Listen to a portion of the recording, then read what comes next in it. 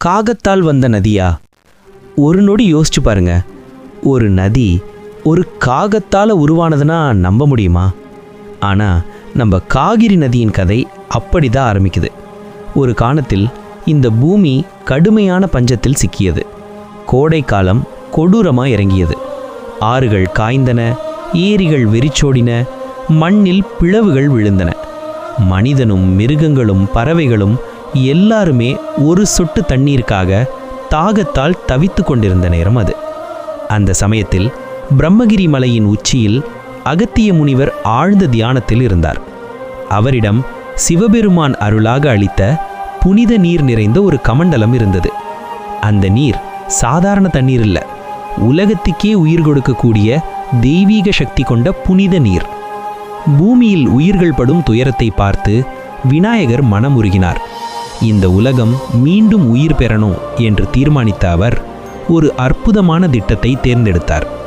அந்த திட்டத்தின்படி விநாயகர் ஒரு சிறிய காகத்தின் வடிவில் அகத்திய முனிவரிடம் வந்தார். யாருக்கும் தெரியாமல் சத்தமில்லாமல் வந்து அகத்தியரின் கமண்டலத்தை ஒரு நொடி தட்டிவிட்டார். அவ்வளவுதான். அடுத்த நொடியில் அந்த கமண்டலத்தில் இருந்த புனித நீர் மலையிலிருந்து கீழே சிதறி விழுந்தது.